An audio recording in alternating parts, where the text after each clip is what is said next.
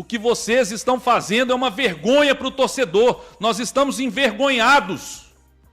O torcedor se sente envergonhado. Pô, não é possível que nós vamos ter que todo dia vir para a internet para falar de atraso, pô. Todo dia eu tenho que vir para a internet para falar de atraso. Para falar de que não paga jogador, que não paga o clube, que não paga empresário, que não paga ninguém, pô. Que inferno que é isso? Isso dá indício que o Atlético realmente está devendo e não deve ser só o Rony. Outros atletas podem seguir o mesmo caminho? Podem. E aí é legal te dizer, talvez é possível que o Atlético até não esteja devendo mais, tá? É possível que o Atlético até pagado. Entretanto, a legislação fala em atraso contumaz, em inadimplemento contumaz. Então, ainda que o Atlético tenha agora corrido, juntou, tal, pagou 3 meses, botou tudo em dia, o fato do Atlético estar a todo momento já ia ser, porque eu ouço dizer, e eu não tenho nenhuma vergonha de falar isso, eu sou atleticano, então eu acompanho bem o Atlético, eu sempre tenho ouvido dizer, de novembro do ano passado para cá, a todo momento que o Atlético tá devendo salário. Cara, que engraçado, o Atlético Goianiense parece uma repartição pública, parece que os jogadores vão lá, jogam e vão embora. Não tem cobrança de um pro outro, não tem sorriso em campo, não tem diversão, prazer em jogar e também não tem cobrança por as coisas não tá dando certo. Parece que é um time que vai lá, bate cartão e vai embora. E isso explica absolutamente tudo, porque a partir do momento que você não tem uma hierarquia, você abre mão da cobrança. Já se manifestou com relação ao Rony. Eu já vou o seguinte, ó. O Atlético informa que foi notificado pela Justiça do Trabalho em ação ajuizada pelo atacante Rony, cujos pedidos ainda desconhecemos. Olha aí. O Galo esclarece que está com o salário CLT em dia e somente com uma parcela dos direitos de imagem atrasadas em 2 dias. O clube aguarda obter mais informações para tomar as medidas necessárias e cabíveis. Bom, vamos lá. Eu trouxe aqui as informações, obviamente que daqui a pouco podem pipocar mais notícias, né? E vão pipocar. Obviamente que também o torcedor começa a ficar olhando, olha a atuação do Rony e de outros jogadores aí nas últimas partidas e começa a ficar assim, será que já estava com a cabeça, não que jogou de sacanagem, mas não é isso, já estava com a cabeça pensando nisso mesmo, em deixar o clube? Não sei. O Scarpa é um que quando saiu o nome dele, né, primeiro saiu o Rony, depois veio a notícia logo em seguida, poucos minutos depois aí, meia hora depois no máximo, do Scarpa. Eu olhei e falei, cara, não que eu acho que ele iria fazer isso, mas quando ele já tem um problema com o Cuca, no meu inconsciente eu imaginei o Scarpa. Será que quando o Tanaka me trouxe, ele me falou assim, Beto, eu vou soltar um vídeo agora e tem mais jogadores que podem entrar na justiça também. Eu já me veio na cabeça o Scarpa, tá com problema com o Cuca, sempre mal-humorado ali no Atlético, parece às vezes está fazendo favor de estar no Atlético, e de fato, né? Aí o Guilherme Alves também postou, Gustavo Scarpa é mais um a acionar o Atlético na justiça por conta de atrasos nos pagamentos, pelo menos por hora ele não pediu a rescisão contratual. Caso a situação não seja regularizada, novas ações de outros jogadores não estão descartadas. Gente, hoje, o atleticano, sabe, o atleticano assim, comum, vamos dizer assim, ele tem pelo menos aquela pulga atrás da orelha com relação à SAF. Eu até acho que esse negócio de ratos e não sei o quê, do pessoal que acha que está tudo ruim, às vezes é um pouco mais na internet ali, você vai pro campo, não é bem assim. Mas as pessoas, o atleticano, você vê claramente que não está comprando muito a SAF do jeito que ela é hoje. Tanto é que o estádio esse ano está vazio na maioria dos jogos. Em poucos jogos esteve cheio. Então o torcedor está abandonando o estádio, o que é bizarro, porque o Atlético é um dos times com a maior média de público na história, por exemplo, do Campeonato Brasileiro. Perde só para Flamengo e Corinthians, que são as 2 maiores torcidas. Então o torcedor está desanimado. E é uma vergonha a SAF, o Atlético virou SAF e deixarem chegar nessa situação. É uma vergonha. Agora tem aí uma reunião no Conselho dia 4, porque parece que tudo que é feito no Atlético é feito correndo, às pressas, só isso pode ser feito, só tem uma forma de resolver, tem que ser tudo na correria, e aí o conselho agora vai ter que dar carta branca, vão ter que falar, dá carta branca, eles fazem o que quiserem, vai ter que ser isso. Mas assim, esse problema de salário, que beleza, não vai ter direito para contratar, a gente já sabe tudo, mas essa questão de salário é obrigação, nem que tire do bolso, mas é obrigação, porque foi dito lá atrás pra gente que isso tinha ficado no passado, que agora é gestão profissional. E o pagamento dos salários, premiações, o que está acordado com os jogadores é obrigação. E agora tá aí, olha a vergonha que nós estamos passando. O torcedor, eu, que não sou formado, não sou jornalista, mas sou torcedor, posso falar com muita propriedade, porque tem isso aqui há quase 15 anos. É o maior canal atleticano no YouTube, o maior trabalho de atleticano, de torcedor para torcedor na internet. É o canal mais relevante, atleticano mais relevante que tem no YouTube. Eu posso falar, como torcedor atleticano, o que vocês estão fazendo é uma vergonha para o torcedor. Nós estamos envergonhados. O torcedor se sente envergonhado. Pô, não é possível que nós vamos ter que todo dia vir para a internet para falar de atraso, pô. Todo dia eu tenho que vir para a internet para falar de atraso. Para falar de que não paga jogador, que não paga o clube, que não paga empresário, que não paga ninguém, pô. Que inferno que é isso? Que inferno que é isso? Se fosse associação lá atrás, endividado e tá aquela confusão, a gente ficava pé da vida, mas entendia, falava, gente, é complicado. A situação, tudo, não tem dinheiro, não tem nada. Agora não, pô, agora virou SAF. Foi dito um monte de coisa pro torcedor lá atrás, potência mundial e não sei o quê, que isso ficou no passado, que agora é profissional, que agora... E não é. O Atlético atrasa tudo. Agora, o básico do básico é o salário dos jogadores. Não pode atrasar, pô. Você vai lá, atrasa com o clube, é errado, mas também outros atrasam com o Atlético, aí é chumbo trocado também.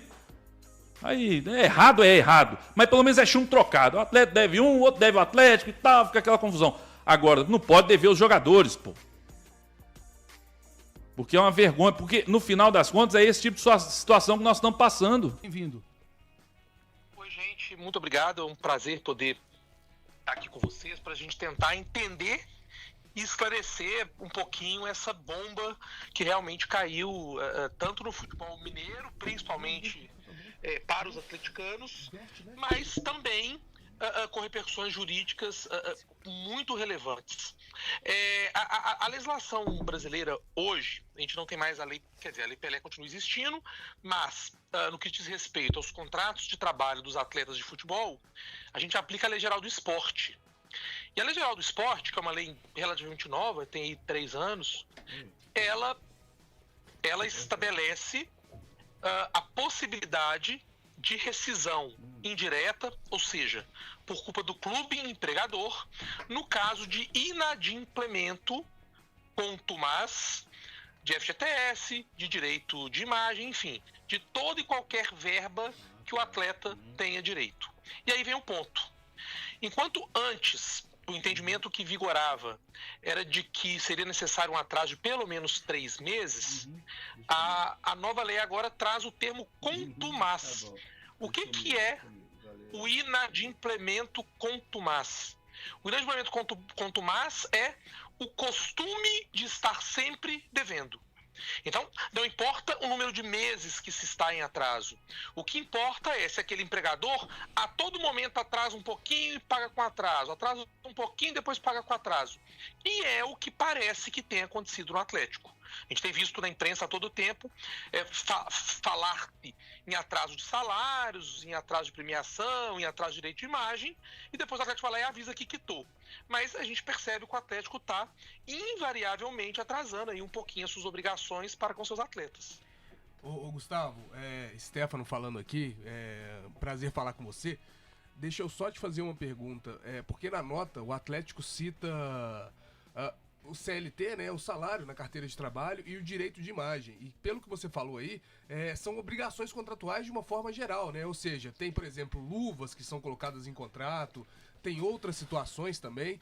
Isso também entra dentro desse conceito aí? Isso poderia também levar a essa rescisão, por exemplo, luvas, premiações, outros tipos de pagamentos? Sim.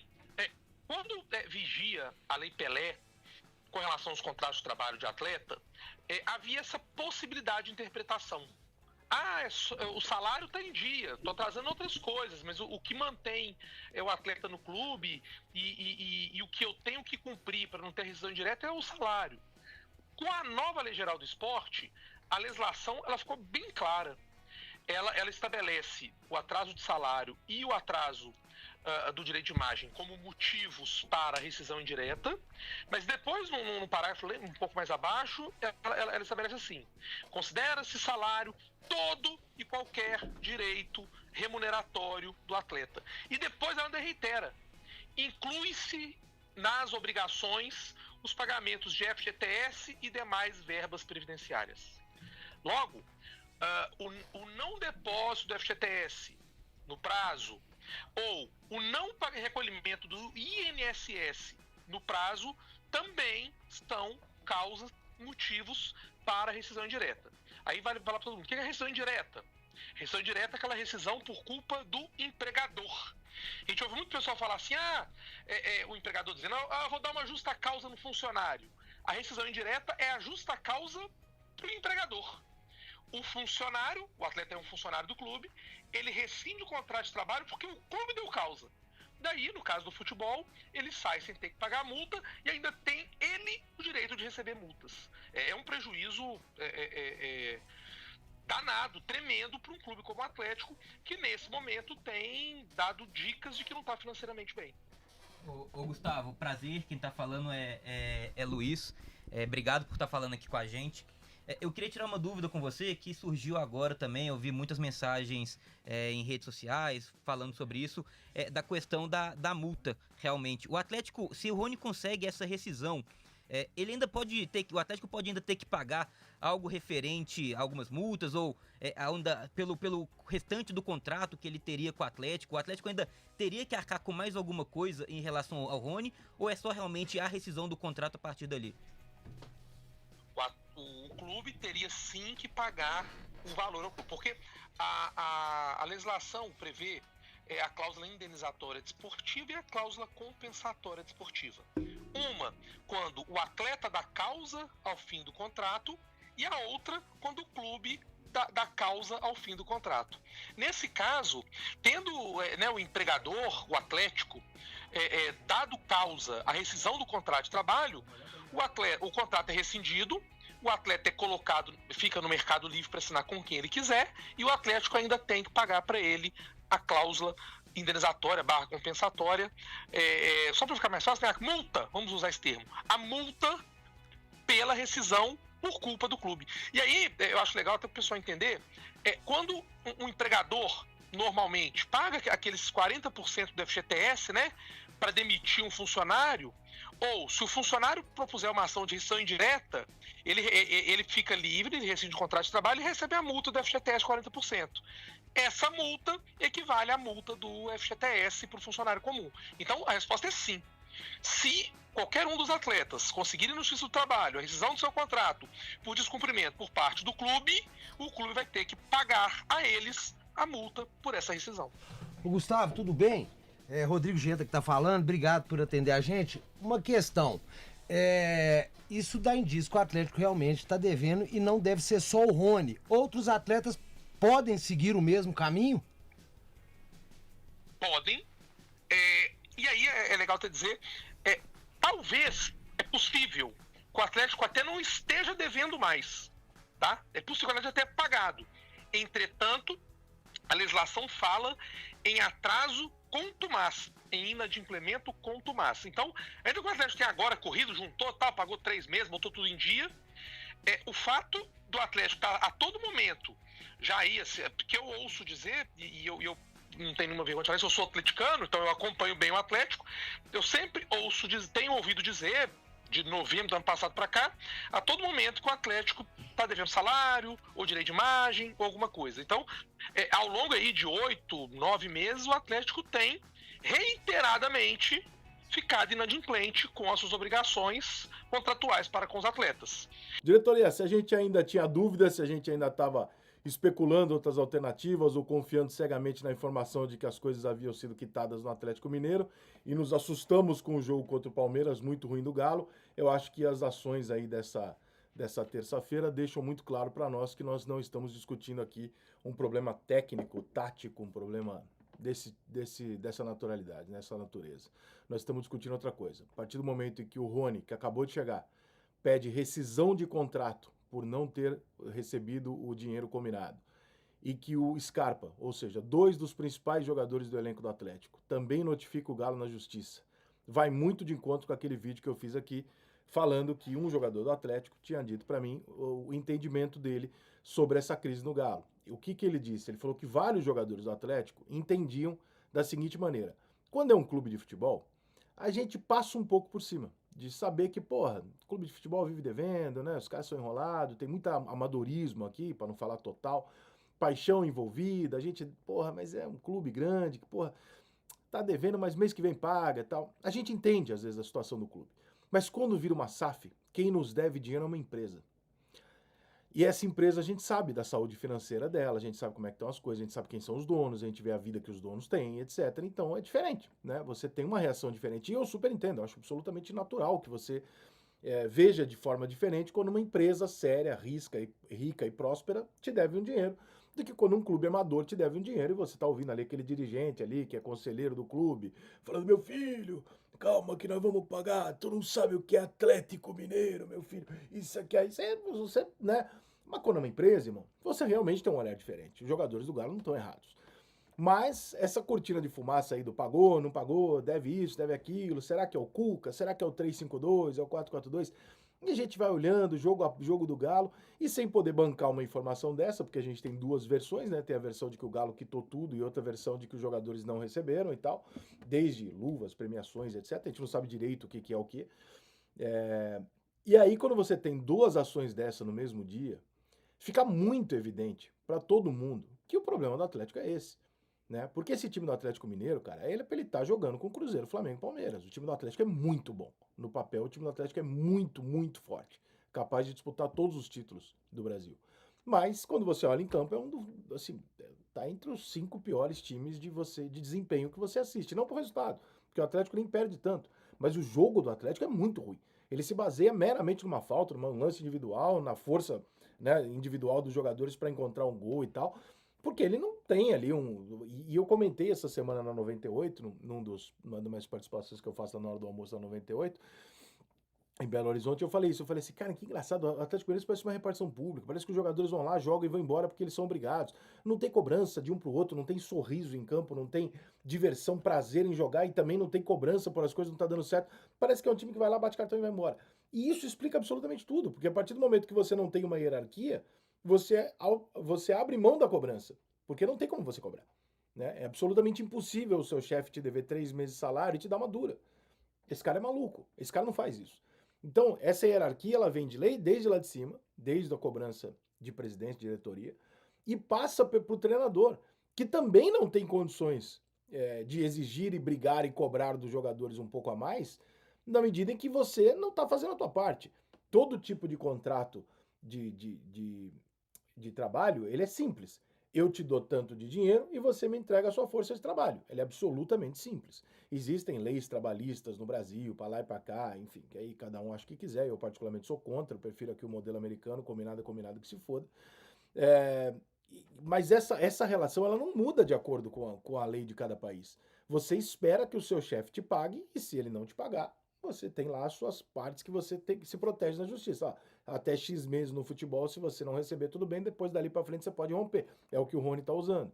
Né? Eu não sei se ele vai ganhar na justiça ou não sei porra nenhuma de quais são os detalhes do que ele colocou ali no processo ou não, só quem sabe se o advogado dele, talvez o Galo já tenha recebido notificação ou não, o Scarpa e tal, o que a gente sabe é que o normal do futebol é haver um atraso e esse atraso não pode passar aquele prazo. O que normalmente os clubes fazem? E aí entra muito a sacada dos direitos de imagem. Você que não entende o direito de imagem, eu vou te explicar como é que funciona a grosso modo o direito de imagem. Primeiro, burlar imposto. Mas pior do que burlar imposto é a burrice inacreditável, e o futebol brasileiro ele é tão amador, ele é tão canalha com o torcedor, que quando a gente ouve direito de imagem, a gente parte do princípio que se boa parte do salário dele está sendo pago em direito de imagem, no mínimo o clube tem o direito da imagem do jogador. Mas ele não tem. Né? Para você ter ideia, como eu contei já algumas vezes aqui, o FIFA e o PES têm que ir atrás individualmente de cada jogador no Brasil, porque ele não consegue chegar na liga ou no clube e falar, me dá aqui a direito dos seus jogadores, o clube assina e tá tudo resolvido. Não, porra nenhuma. No Brasil você tem que ir jogador por jogador, só no Brasil, isso. Porque o clube tem o direito de imagem, mas ele não tem. Ou seja, eu pago para burlar. Por que se paga para burlar? Por que é interessante para o clube pagar dessa forma? Porque o que eu não posso atrasar 3 meses é a CLT. Então, se eu botar pro cara que ele ganha 600 mil reais, ele ganha 300 no direito de imagem, se eu quitar 600, eu paguei 2 meses de salário. Ah, mas o direito de imagem, mas o direito de imagem não é salário, não tá dentro da regra. Aí mudaram leis e tal, nem sei como é que ficou, se entrou alguma coisa diferente disso. Mas ela é usada para isso, o direito de imagem é